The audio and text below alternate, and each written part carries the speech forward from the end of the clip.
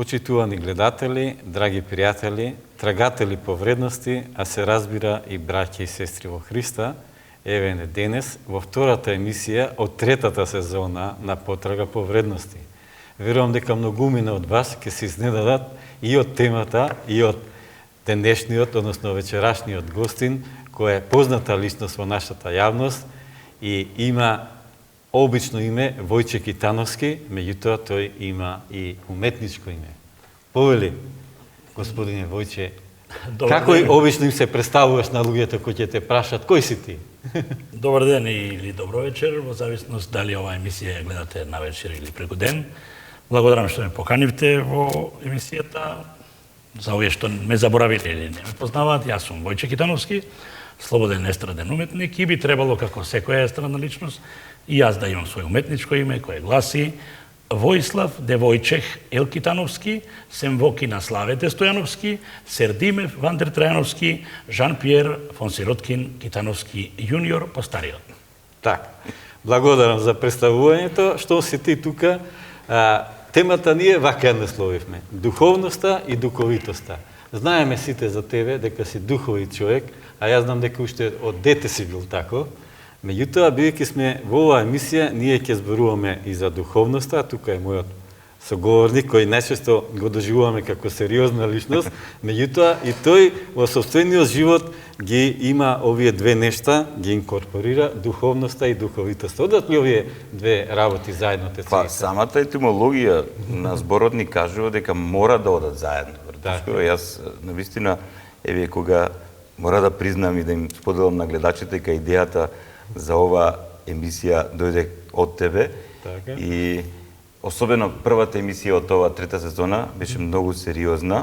Така. И велиш, чека малце, сега ќе одеме со некоја тема која исто така ќе има во себе си сериозна нотка, но и малку да им се приближиме на гледачите и со еден не само, како да кажам, еден аспект на сериозно доживување на нештата и така натаму и така. Не и дека и сега не ги доживуваме сериозно, но сепак во сето тоа сериозно доживување на нештата да вметнеме и аспект на духовитост. Така. И тој аспект па помага нештата уште подлабоко така луѓето да ги примат во себе си.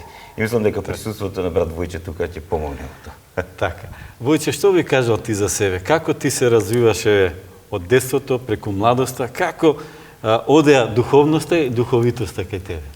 Па мислам дека се испреплетува, бидејќи колку се сеќавам на своето детство, јас од малечок веројатно ја осетив дарбата од Господ да имам дарба да Ги забавуваш да раскажувам уште во детството разни случаи од селото во кој живеевме.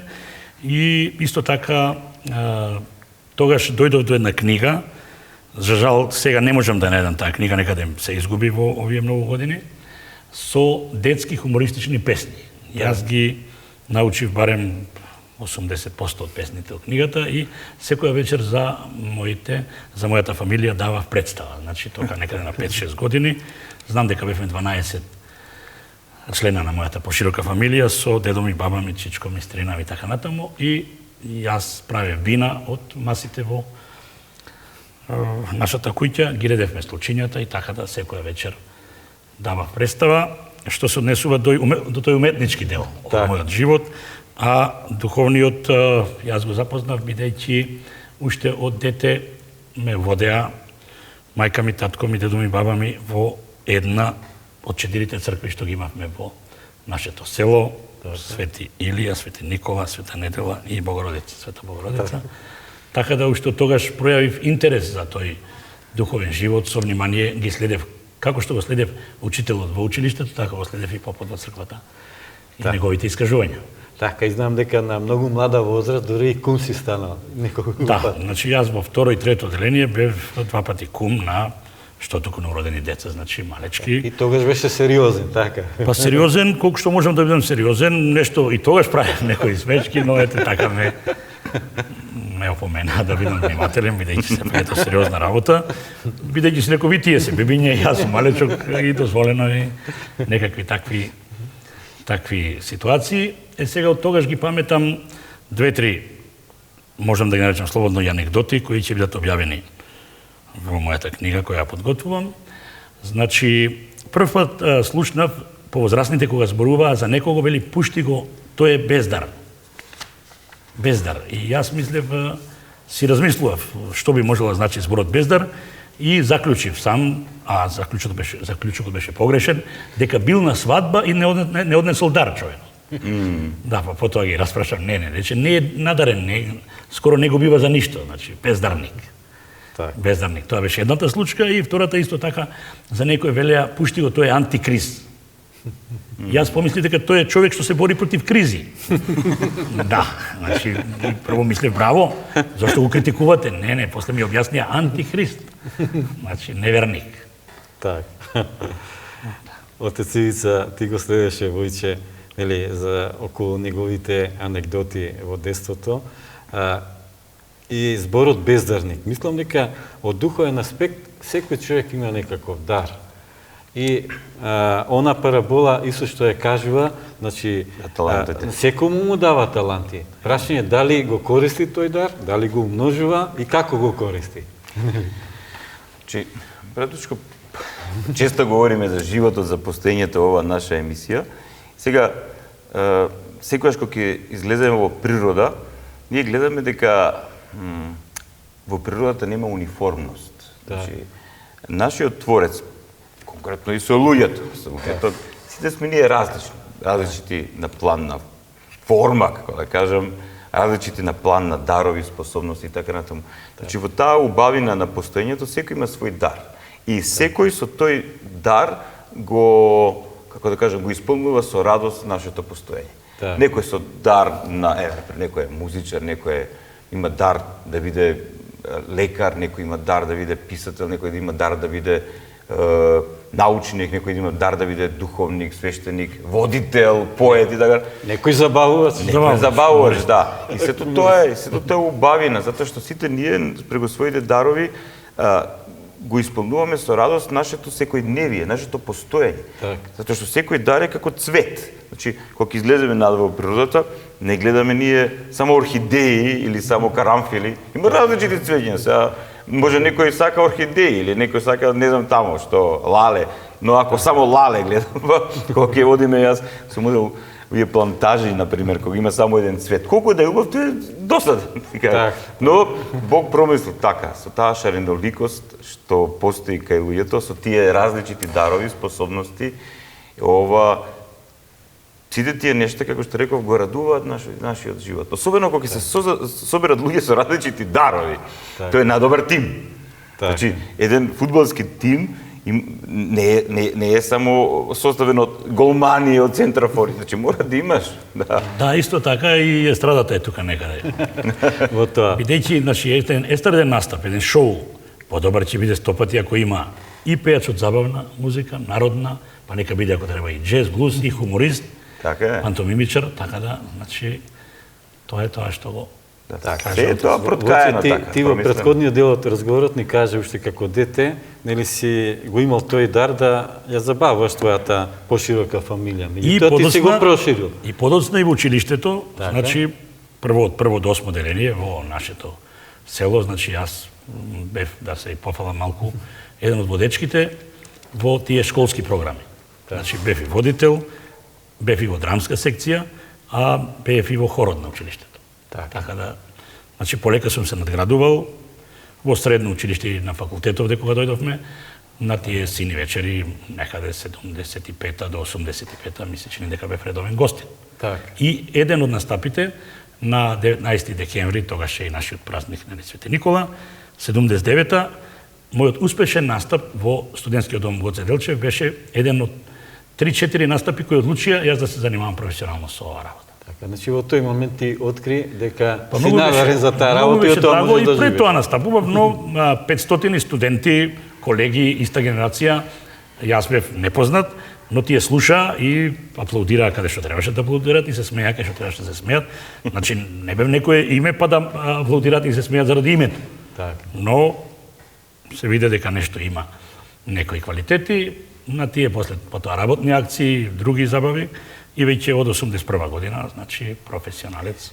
Јас знам за еден твој настап кој ми го раскажуваше во една пригода, кога ти си открил дека навистина си надарен за таа работа, кога требало да забавувачи, врвни глумци, пејачи, а ти млад, непознат. Да, Ќе ни кажеш ли за тој случај? Тој е вториот, благодарам што се подсетивте, што ме подсетивте на овој убав настан, тој е вториот настап кој одлучуваше за мојата кариера. Тоа се однесува на настапот на 13 јануари на наша стара нова година, што ја викаме, или Басилица, во тогаш култниот ресторан, кафе Парис, кај господинот Васе Урдин, кој тогаш немавме ни мобилни, ни интернет, по некоја основа ме нашол, ме покани и рече по телефон, значи ќе дојдеш, ќе настапиш, некоја пара ќе ми даде тамо, да ги малце расположиме гостите. Јас околу 9:30-10 влегов во Бифе Парис и погледнав кои се гости, тоа беше елитата на македонската култура, на чело со Петре Приличко, Ѓорѓи Божиков, Нада Гешовска, значи едно 50-60 еминентни личности од нашата култура. Јас реков овде не настапувам, па што сака нека биде. Кој сум јас? Не, овде јас не сакам да пропаднам пред време. Кој нема се смејат, ќе направиме и ќе му расипам расположението и на гостите и на газдата. Односно собственикот, што би рекле по наше. Се вратив, шетам низ трговски центар, едно пола са така, па велам вака сега, ќе се вратиш нас. Кога ќе те најават, ќе почнеш да раскажуваш, ако не реагираат гостите, падни. Ќе паднам. Како ми се слошило нешто, ќе те изнесат надвор и кога ќе дојдеш надвор, ќе фатиш еден шпринт. Ќе бегаш, никој нема те стигне, а и нема што да пишат по новините, бидејќи не си никако значајна личност во нашата тогашна историја. Се вратив, добар вечер, собственикот или газдата, Васе, тука е, кој го бара, Бојче, дојде, повели, вечера, јади, ја ќе ти кажам кога треба малце да ги расположиш гостите. Јас се најадов убаво и си викам сега да станам нева. Пак нема да се обрукам, бидејќи нема да пишат што се случило. Добро, ама пак гледам кои се гости. Ме фаќа стравно, викам што сака нека биде. Ќе почнам да раскажувам 3-4 вицеви, ако се смее Петре. Тој ми беше мерило или репер. Добро, околу 1 сат од ме најави Васе, почнав. Гледам дека прво беа културни нормално, слуша и реагира. Так. Ти може би некаде малце се десло, некаде од некои причини да и не слуша. Так. Не е важно од кои причини, овие слуша, реагира, 20 на минути, прекрасен настап. Петре, кој седеше на едно 3 метра од мене, стана, ме прегрна, рече, внучко, не знам кој си, што си, но од мене имаш амане ти да се бавиш со оваа работа, ти си роден за ова. Так. Благодарам на Петре и на неговата фамилија за ова што ми го кажа и тоа беше вториот. Добар мотив. Так. Благодарам. А интересно е дека после тоа си се сретнал со Игор Џамбазов и тој ти рекол дека дедо му не му кажал никогаш такво нешто. Не само Игор, на себе тоа го кажуваме прв пат во јавност и останатите други наши артисти ми потврдиле сите дека Петре во неговиот живот и неговата кариера не честитал на никој, може би јас сум единствениот што е на некој начин задоволство. Така е, Војче ни кажа дека имал дарба нели за духовитост, за хумор и сатира, меѓутоа отец Ивица, тебе ќе те прашам кога ти прв пат откри дека си надарен за духовноста, дека во духовноста ти треба да го дадеш таа дарба да ја развиеш таму и во тоа да влезеш, односно тоа да ти биде тебе животниот повик. Значи, јас ќе одговорам во контекст на денешната емисија од кога јас тоа сум духовен. Така, Од кога јас тоа? Откри дека си духовен. Јас се уште барам што е тоа и така натаму. Браво. Така да не можам да себе си да кажам дека сум духовен човек. Може би нешто се трудам да направам и така натаму. И тоа е тоа. За тоа, каков сум, што сум, најдобро да ги оставиме тоа другите да кажат. Така да еве тоа Војче, многу убаво и убаво е за гледачите, особено за помладата генерација, брат Војче. Нам секој несигурност, проблемот на несигурноста е многу широко распространет, но кога ќе се соочи со еден авторитет како Петре Приличков и кои таквите луѓе ќе ти дадат мотив, ќе ти дадат полет, што се вика ветер во едрата, значи ти дават сигурност. Но многу е битно тоа. Битно и голема работа и јас сум се трудел во овие 40 години. Значи тој акт на Петре Приличко кој е крајно духовен човек, бил крајно духовен, да ти кажам. Така е, оче. Така е, и јас сум се трудел не само тогаш случајот со Петре, и барем, ако кажам бројка од 100 познати личности, што мене ми значеле, сум нашол начин да се сретнам со нив, да разговарам, така да тоа е голема работа. Се од по бившите ју простори се сретнав со многу и естрадни личности, и со некои од нив нели одев на турнеи, со пејачите, со Тома Здравковиќ, Мики Јаремовиќ, со Оливер Млакар, кога го емитирам прекрасно според реакцијата на публиката. Значи, со неколку пати кај што сме настапувале, сме разговарале после тие настапи и било големо задоволство да ме прифатат како реален соговорник.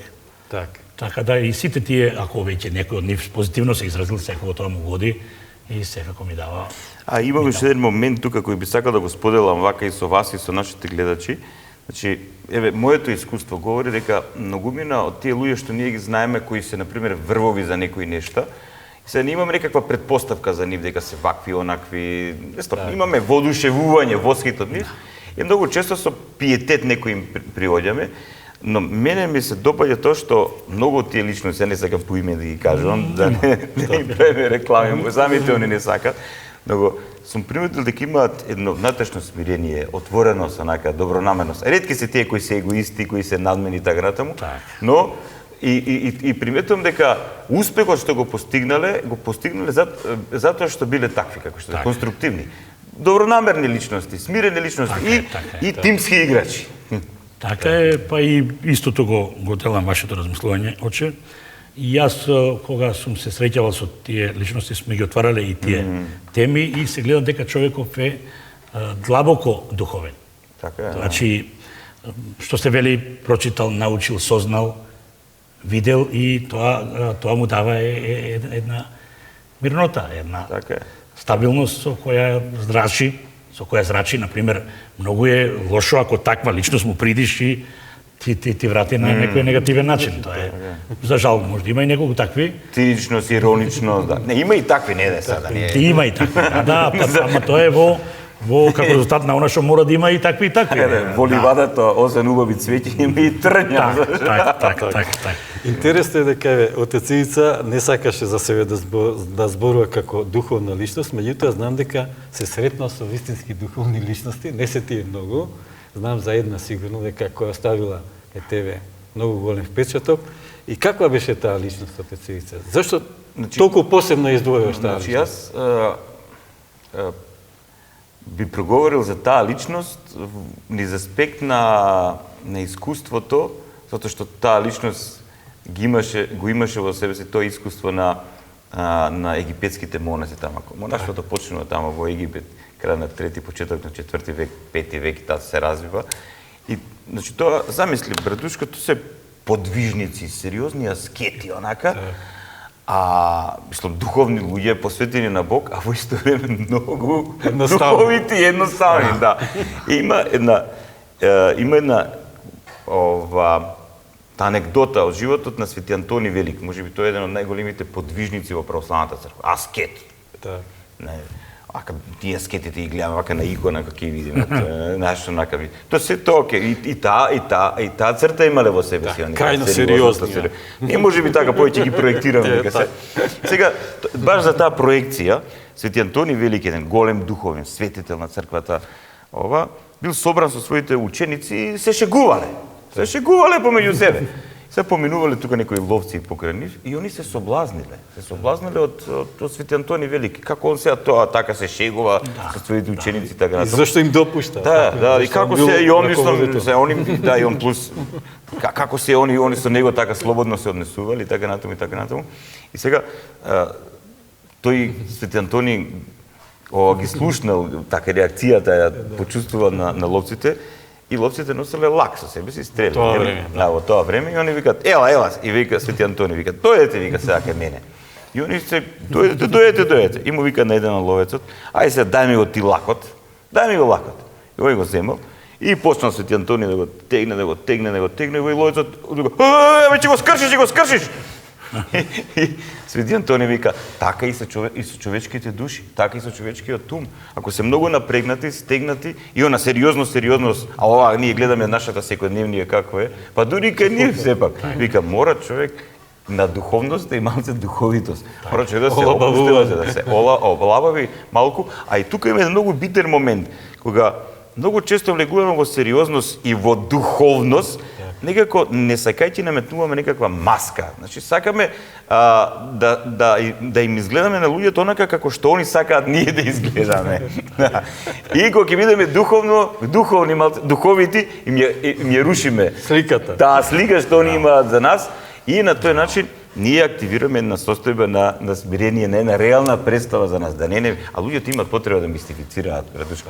Така да, еве сите тие духовни личности, вистински со кои што сме ги сретнал, говорам од црквата, значи тие воопшто не сакаа луѓето да ги доживуваат како култни личности, да бъдат културни.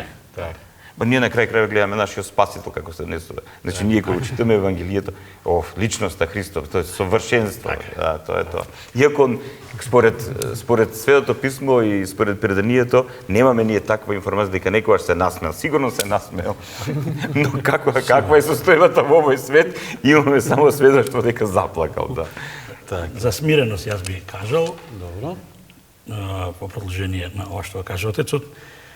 Значи, јас кога, ова што ќе го кажам се околу поезијата, што вака често го кажувам на моите настапи, и денеска сум изненаден како го запамтив сето ова што ќе го кажам сега, бидејќи јас кога го напишав текстот, си дадов 2 до 3 месеци да го учам. Така.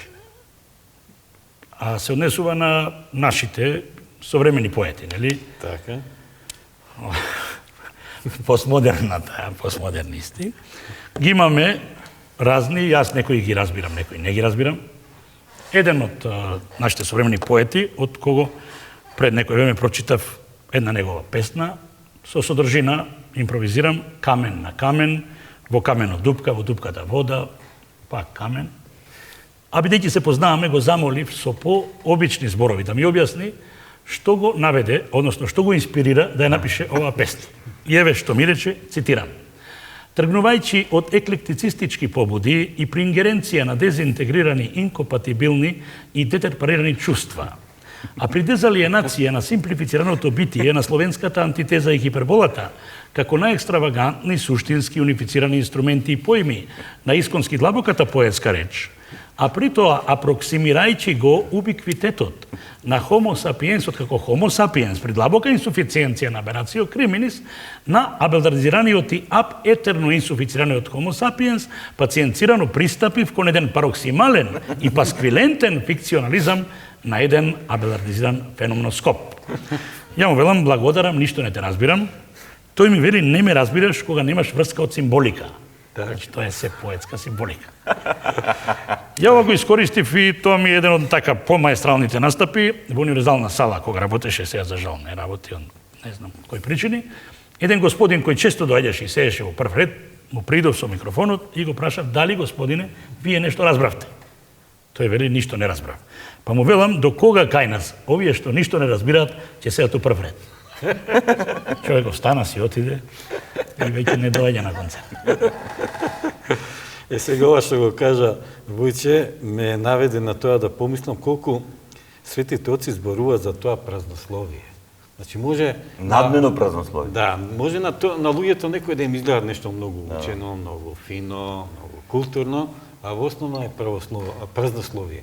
Како отец Ивица да не бидеме такви празнословци? Тоа што го спомна пред малце братот Војче, тоа е една болест на егоизмот. И сега ние кога нешто не знаеме или нешто не сме до крај сигурни и се маскираме со неразбирливи зборови. Да.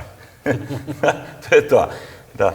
И тоа и во теологијата го има. Секој треба нешто едноставно да кажеш, али не ти е до крај јасно тоа едноставно, затоа што едноставното е најсложено. И тогаш почнеш да употребуваш многу зборови со кои многу кажуваш, празно словиш, но зборовите ти се празни, ништо не кажуваш. Има суштина. Да, во овој контекст, исто вака за отците на црквата имам баш убава тука една поука од старецот Сисој. Сега исто така многу духовен човек, и сега почнале разни интелектуалци од тоа време да му доаѓаат, и еден го прашува, и вика, оче, еве ти си многу мудар човек, многу учен човек, кажи ми какви типови на луѓе постојат во овој свет? И вој му се завртило, му вели, завидливи, надмени и останати. Аха, а кои се тие останатите? Не сум ги сретнал. Не сум ги сретнал. Браво. Така да, тоа е тоа. И сега, значи, тоа е тој пристап, значи, не му влегуваш у филмот на оној кој е егоизиран, значи, просто му го струшуваш умот така со една кратка порака, која во себе си носи многу силна содржина.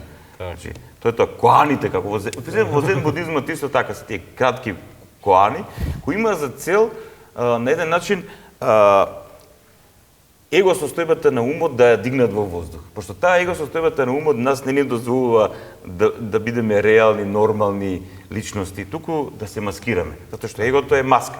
Значи егото во нас не фрла во состојба на, како да кажам, само себе недоживување во вистинска смисла на зборот, и човек кој сам себе си не се доживеал како што треба, не се прифатил, тој се маскира или се прилагодува на тоа како сакаат другите ти да изгледаш и така натаму. А овие седите оци со овие многу интересни поуки го рушат во умот и се многу полезни овие нешта. Што ние навистина сме такви завидливи, надмини и останатите кои не ги познава. Бидејќи сме такви, а ни треба малку опуштање, релаксација, јас ќе предложам тука да направиме една мала пауза во која ќе пуштиме нели духовна песна, ќе одбереме една музичка илустрација за нашиот разговор, а некои викат и музички број, нели? Така.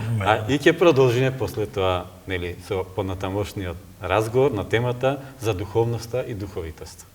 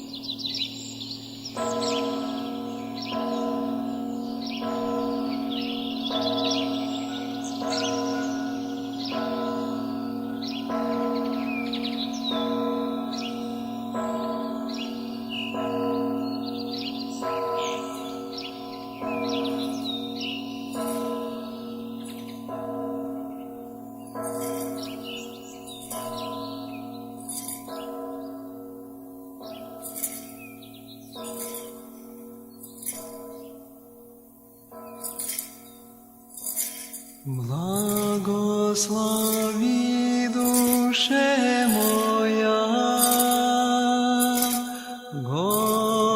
Господа,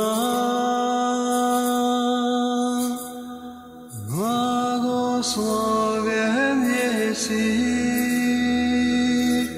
Господи,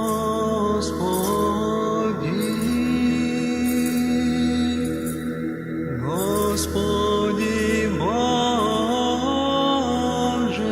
мой, возвеличился неси зело,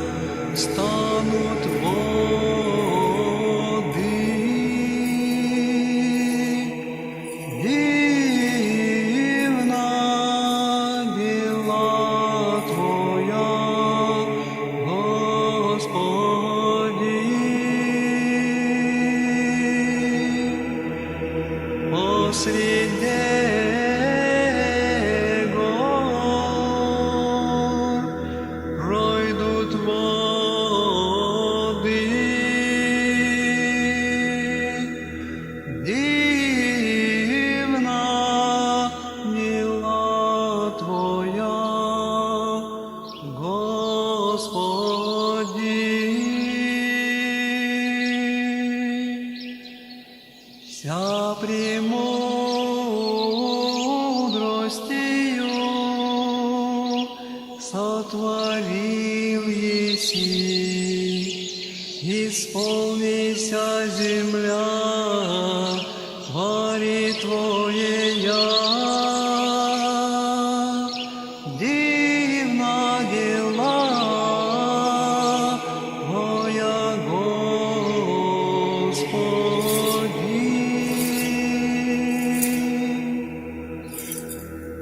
Буди слава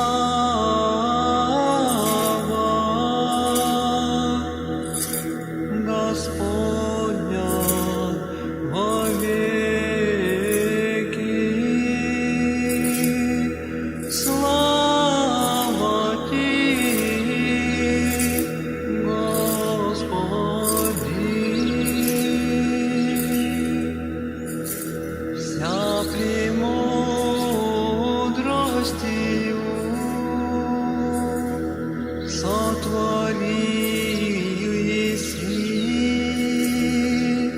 Слава Ти,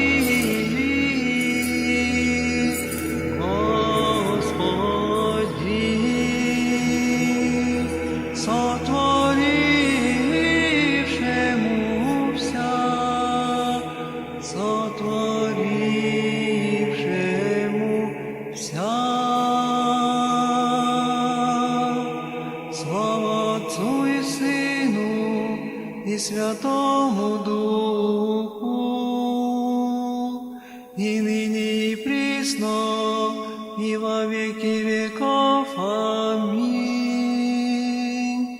Аллилуйя, аллилуйя, аллилуйя, слава Тебе, Боже.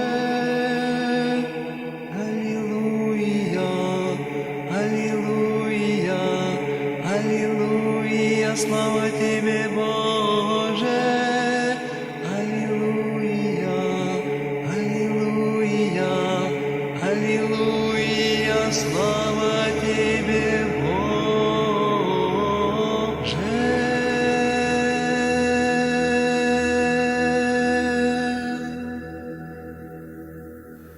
Почитувани, ја следите втората емисија од третата сезона на Потрага по вредности, а денес наш гостин е Војче Китановски и што ме тука, тој нормално дека зборуваме некоја тема што е блиска за него, а таа е духовноста и духовитоста. Во претходниот дел од разговорот видовме како Војче се развивал, како го развивал тој дар за духовитост, за хумор, за забава. Меѓутоа, знам јас дека тој уште од најмала возраст го чувствувал и Божјото водство во тоа. И би ни било нас интересно, Војче, ти да кажеш како си го почувствувал и кога најмногу Божјото водство во твојот живот, кога си почувствувал дека ете Бог постои и Бог е присутен во мојот живот. Многу пати во село, како дете, до 15 години јас бев во село, после веќе заминав, правев некои грешки или проблеми ненамерни. Бидејќи бев многу радознал, љубопитен. Значи, еднаш летав со чадор од плевната. Так, како Никола Тесла. Да, и многу некои слични научници. Паднав лошо, се разбира, 6 месеци бев во кревет.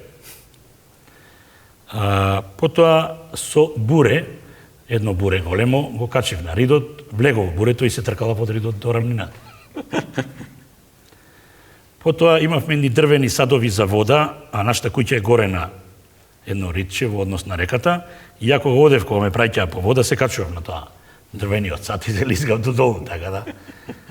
После тоа можеше да следуваат и непријатни работи, но мајка ми секогаш викаше: добро, се е во ред, Господ ќе ти прости на простотилукот. Да, значи ти не го направува од што сакаш да направиш проблем. Так. Така да, ако тоа, мајка ми го повторуваше често. Так. Значи, веќе ја од тогаш почнав и да размислувам дека Господ го има, го нема. Значи, Постои. Таа тема сме ја отворале, а е Волтер рече, ако нема Господ, ќе мораме да го измислиме. Ќе мора да се измисли, но така да и како дете веќе тоа се проткајуваше низ мојот живот. И сега некаде 10-11 година со нашиот коњ кој го јавав низ дворот, влегувањето во шталата и пондилата беше навистина опасна работа и јас и сега би отишол со некоја екипа тоа да го снимиме и да го анализираме уште еднаш. Не ми е јасно како јас качен на коњот, седнат во самарот, влегов по шталата која коњот со се самарот е равен на вратата на. Како се стуткав, што ме стегна, што направив, важно се спасив, не се деси ништо трагично.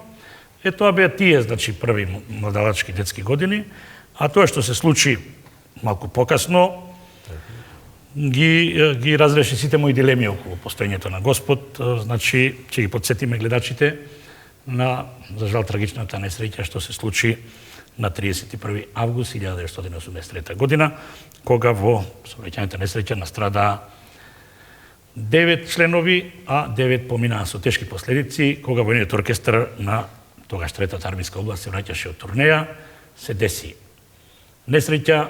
Јас бев договорен да одам на таа турнеја 2 недели, но на 15. август, кога станав утрото, мене ми дојде помисла, размислување да не одам. Мене ми беше премногу чудно, но тоа го примив како порака. А било привлечно? Се беше убаво. Прва поголема турнеја. Добро, тоа како мисла, како доживување, баш вака интересно. Како сугестија? Како сугестија ја, еве, патувам 50 години. Тоа друг пат не ми се случи. Станувам, пакувам, значи нешто ми рече мене да не одам. Во мислата, преку чувството, јас останав во кревет, ако вечер да бев одушевен од целото тоа. Ноќта можеби и во почетокот не спиев од возбуда, после сум заспал, но во 6 будилникот звонеше, јас не отидов.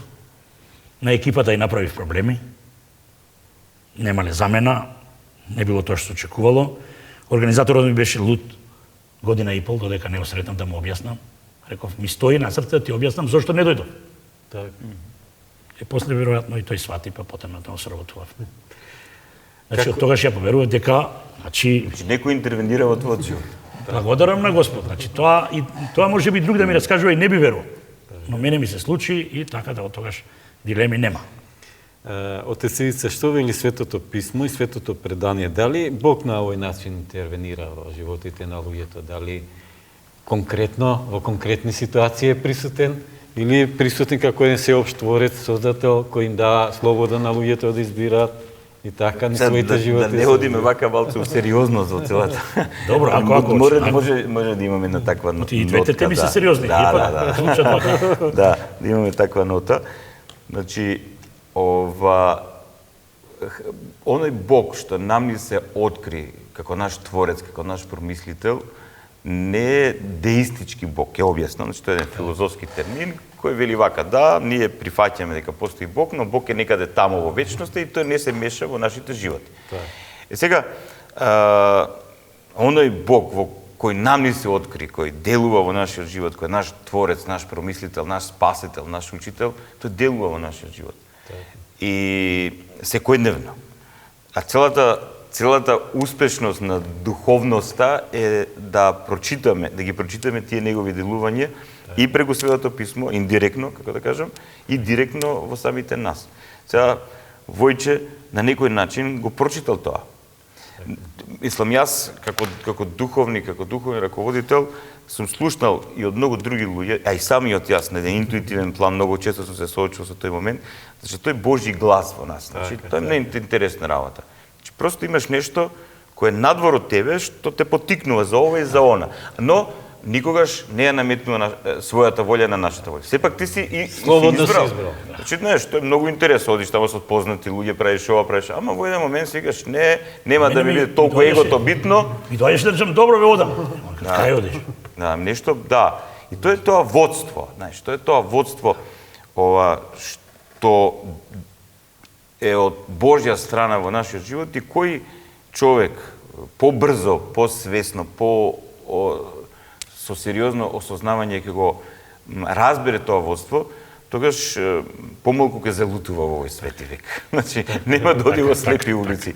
Значи, Бог ќе го води по вистинскиот пат и ќе го заштитува од состојби кои не се баш многу благопријатни. Да, тоа е тоа. Тоа е, Душко. Така. Тоа е, секој, мислам, секој, еве, нашите гледачи, нека размисли за својот живот за разни состојби и вакви онаки ќе види дека ако го слушал Божиот глас, односно таа своја интуиција или внатрешен тој порив. Така, се разбира, освен вакви моменти на присутноста Божја во нашите животи, има и моменти кога сме разочарани, депресивни, Бог ме заборел и така натака. Ни сечи живот тоа, го има и кај светителите додека не станале тоа што биле. Меѓутоа, како се справуваме со такви моменти во нашиот живот? Благодарам и за ова прашање. Мислам дека тука духовитоста да го помага. Ајде да чуем. Значи, на секој му се случува, па и на мене, но од разни причини, дали од човечка, човечко невнимание или непознавање, да излезам од такт, што се вели. Така. Тоа го почувствувам и 12 часа или 24 часа седам подобро дома, отколку да излегувам, да правам проблеми и на себе и на околината. Сега едно чувство исто е интересно, се надевам и гледачите, и ми е познато, мислам дека кога сум ја расположен, сите се расположени. Так. Мислам кога сум ја негативен, дека сите се негативни. Барем тоа така ми се случило. Многу пати тука пак му благодарам на Господ што после овој период од 12 или на некој начин па ми се враќа позитивната енергија. Така. И така да веќе кога осетам дека е доволно присутна, можам да излезам и да ја терам работа. За негативната енергија, па со старецот Сисој, доаѓа кај него некој духовно чедо, или така, верник, и почнал да се жали, дека овој му е лут, оној му е лут, оној му е лут, и за цело време се жали дека сите му се лути. И старец Сисој го гледа, вика, слушај, вика, знаеш ли ти зашто ова наше куче има повеќе пријатели од тебе?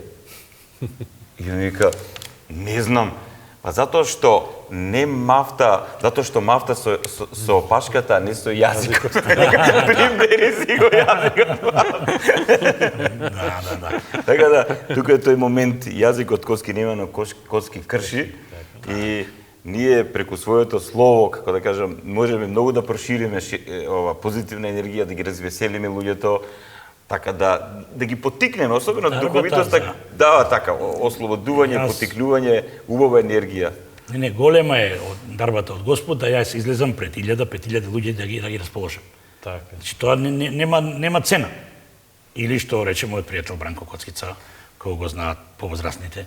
Гледачи, денеска ти да израдуваш 100, 200, 300 деца, нема цена. Која е цената тука? Така. Како ќе рачунам? Како ќе сметам? Цената на радоста, на среќата, на задоволството, на насмеаното лице, да. И на децата. Сега тоа е веќе друга. Али тоа особено со децата. Со децата и јас почувствував, иако го знаев теоретски, како децата ми испуштаат само позитивна енергија. И третата представа јас ја играм исто како првата. Прво, иако не ми беше јасно, ама недоволно, после се уверив дека е така. Значи, позитивна енергија испуштаат. Сега колку децата се искрени во своите реакции за разлика од возрастните. Па затоа ја испуштаат енергија. Значи, тие ако од почеток нешто нечени ќе реагираат, значи тие видат дека ќе биде добро и се дават и тие во позитивна насока, како и случајот со студентот што не ги знаел нели одговорите на прашањата. Така. Пред Нова година бил испитот и пишал на листот, јас ова не го знам, Господ го знае, среќна Нова година. Добро, по Нова година оди да види резултати. На другата страна на листот пишува, Господ положи, ти падна, среќен Божи. Па сега, тоа е тоа. Така, значи, интересен е животот ако му приоѓаме од таа ведрата страна, дури мислам дека христијаните понекогаш и премногу претеруваат во таа сериозно, затоа што Евангелието значи радосна вест. Па и Христос веле, радувајте се и веселете се. Така. Радувајте се. Само не со празна радост, така, и со празна весел. Значи ние треба да му приоѓаме од таа ведрата страна на животот, иако тој нели има и не толку ведри моменти. Мора да има, рековме, не. Меѓутоа на Монти Пајтон. Да, работата како нели да останеме во таа состојба, да не подпаднеме под влијани на тие негативните нешта во нашите. Особено, еве, кога спомнаме тоа, за таа состојба во христијанството, тоа се нарекува состојба на богооставеност. Не е дека тоа е богооставеност, него во некои фази на нашиот духовен живот, кога ќе влеземе во духовен пубертет, Нашиот Бог не остава. Сега во христијанството ние тоа го нарекуваме прва благодат. Значи Бог ни дарува благодат, ни дарува потик, водство и така натаму. Ела не води, има радост многу и така натаму. Но како што ќе растеме духовно, во еден момент тој се повлекува. Говорам за духовниот пубертет, така и родителите треба со своите деца. Не цело време сега над нив. Значи да, некогаш треба да се грижиш за своето дете, се знае во која но полека го оставаш. Не смееш својот живот да му го наметнуваш на своето дете.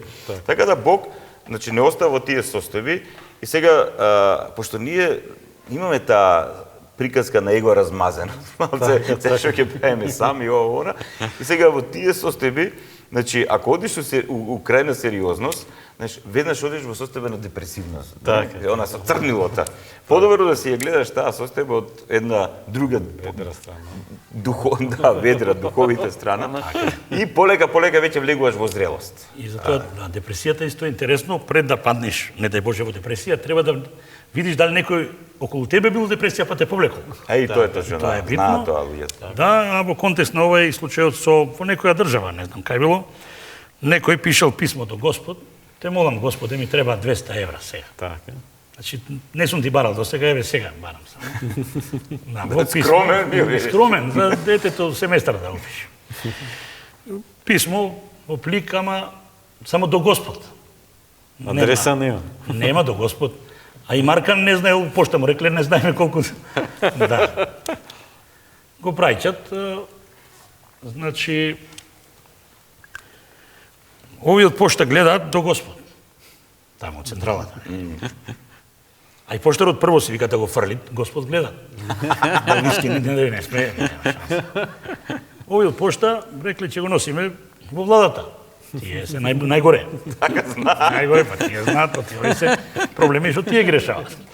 На седница разгледале 200 евра, тој што е водел седницата рекол 200, многу му се, 100 на портирот однеси му.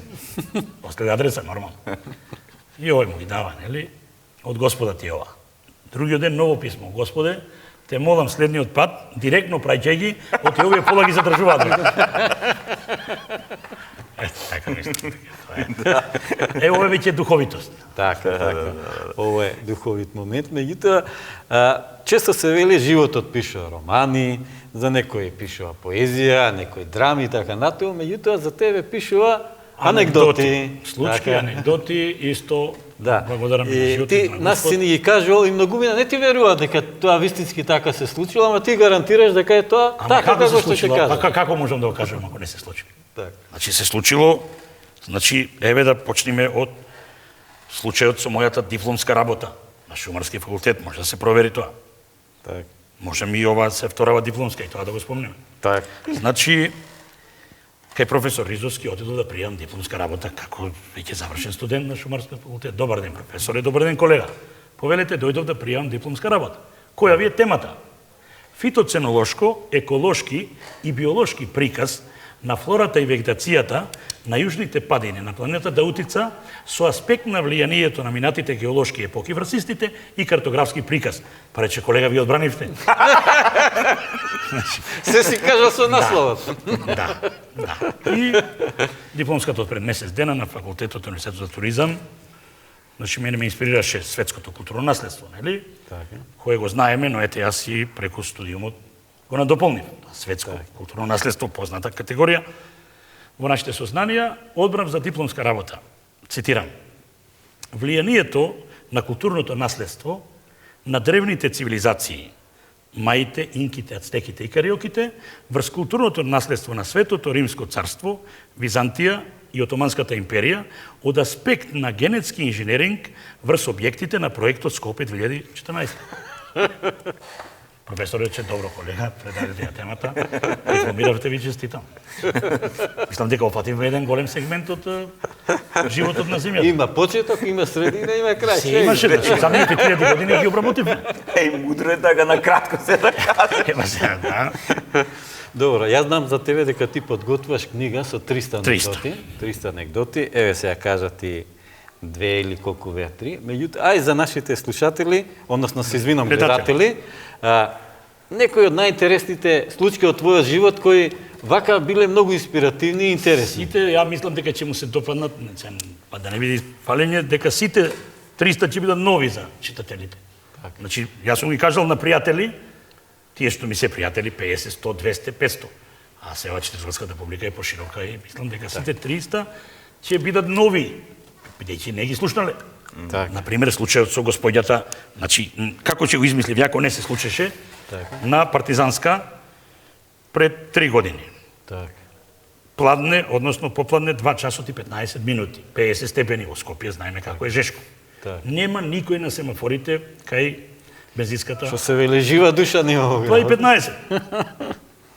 Преоѓам ја овој дел од улицата, што е мој, излезе една возрастна господја.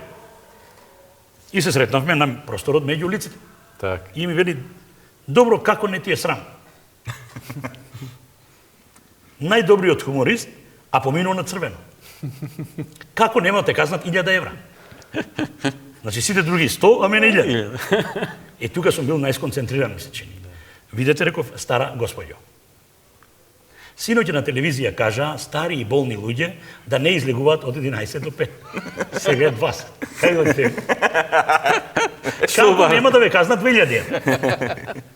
И она се размисли и рече, па јас најдов со кога се размисли. И друго гледате дека жешко е. Тоа се вика во духовноста, со каква мерка мериш, така ќе ти се мери. Така. Или ова со јапонската традиција, вистина беше, во Јапонија не сум бил.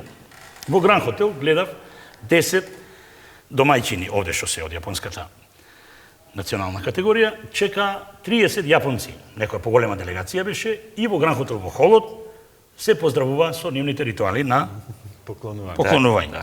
И јас видов дека кај тие повисоките чинови што беа, се поклонува подлабоко. Кај средните, средно, а кај тие најниските само вака со главата.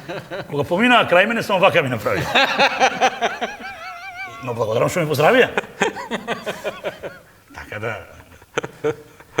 Ние ќе имаме тема, следната сега ме посетува во очи следната тема, поклонување на Бога во дух и вистина. Ние можеме да продолжиме вака, сега да направиме. И меѓутоа интересно е дека сепак треба да почитувањето е многу важно. Луѓето треба да ги почитуваме како луѓе, меѓутоа и Бог треба да го почитуваме како Бог, така како што доликува.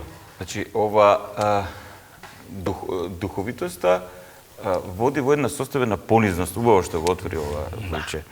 Понизност, значи, и духовитите луѓе може го имат тој дар од Бога да ги кажат многу од тие нешта кои се забранети за другите. Знаете, порано во средниот век и така натаму. Само шутовите можеле на царевите да кажат. Дворски будалетика најчесто биле најпаметни луѓе. Да. Мене многу ме интересираат и штевите што кажувале, пошто немаме снимки од нивните настави. Немаме снимки. Не им било лесно. На духовит начин ја кажувале вистината, што другите не смеле. Немаме снимки, што била вистината. Како што еден исто минувач на улица ми рече, тебе за ништо не те бива, освен за циркус. Па реков, благодарам тогаш. Јас сум тоа. Ама ме бива, значи, па циркусот ти дава комплимент. Абе, комплимент. Благодарам, реков. Така, значи, понизноста, Војче добро кажа, има дури поговорка дека најродното дрво е најпонизно, бидејќи највеќе плодови има. Тие дрва што немаат плодови, тие се највисоки, така себе си се доживуваат возвишено, се без плодови. И многу интересна работа, тие луѓе кои се духовити, ама кои кажуваат вистина, се онака најповеќе исмејувани од останатите, дури не ги почитуваат луѓето, ама овие па голема вистина кажуваат. Да, тоа е тоа. Баш, еве, може да завршиме полека, Душко, баш со уште една поука исто од Ава Сисој. И он вака ги учел своите ученици, вика, колку подлабоко се поклонуваш на другите, толку, значи, колку подлабоко се поклонуваш на другите однадвор, толку повеќе растеш однатре. Браво. Многу добро. Браво. Се кажам.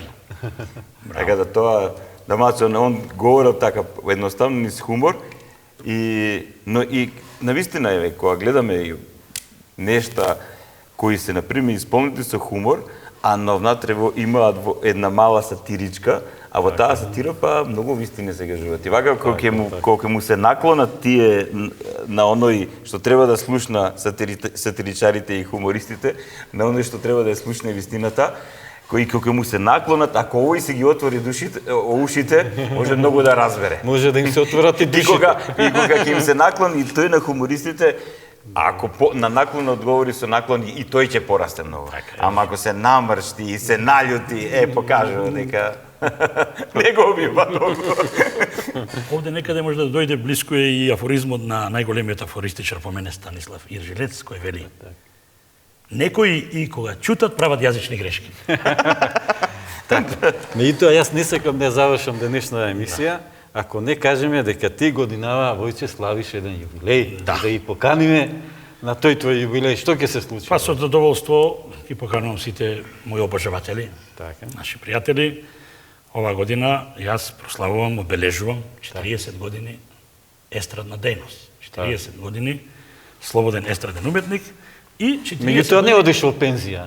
Продолжуваш. Па, веќе да нагласиме дека, ајде, јас сум 60 години, Бранко Коцкице е 70 се уште настапува, Така. Ален Делон 80 се уште снимат, а Шарлз Азнавур 90 сега имаше концерт во Олимпија. Имаме простор. Имаш мотивација. Имаме мотивација. Така да, значи, и 40 години стендап комедија во Македонија. Така. Бидејќи некои овие помлади сега што се појавија, сега со нив почнало. Па викам нека проверат. Пред 50 години. Нека проверат малце антологија и енциклопедија. Така да со десетина гости од мојата естрадна бранша, мислам дека ќе направиме еден добар, солиден концерт. А можно и повеќе ако има интерес, нели? Повеќе концерти? Да. Повеќе Мислам концерти. дека со добра реклама ќе предизвикаме јавноста и дека ќе оправдаме довербата гледачите Така. во неколку концерти. Така, значи останува ти си човек од збор. До Се сега така уште ги немаме датумите, бидејќи ние контактираме, ги немаме точно кога ќе се одржат, меѓутоа штом ова јавно сме го објавиле. месец дена пред тоа сите ќе бидат информирани, да може да се прилагодат. Така, мене ми остана само со задоволство да кажам дека денешната емисија барем мене ми беше многу интересна и поучна, а се надам дека така беше и за нашите гледатели и дека ќе продолжиме понатаму да го оправдуваме нивната доверба и нивното трпение што не следат до крај. Духовно малце ги надградивме, но пред се ги насмеавме. Така. Да, и благодарам што ме поканивте мене и благодарам што Наш не беше често. чест, али и со Божја премисла, значи се сретнавме овде да направиме, се надеваме една пригодна емисија. Така, да го ствариме ова, меѓутоа тука ние не запираме, не ставаме точка, тука е една запирка и ние со емисијата продолжуваме се надаме понатаму, ти со својата забавувачка, хумористична, сатирична дејност и дека нормално ќе се среќаваме и низ животот, па и во медиумите. Со задоволство.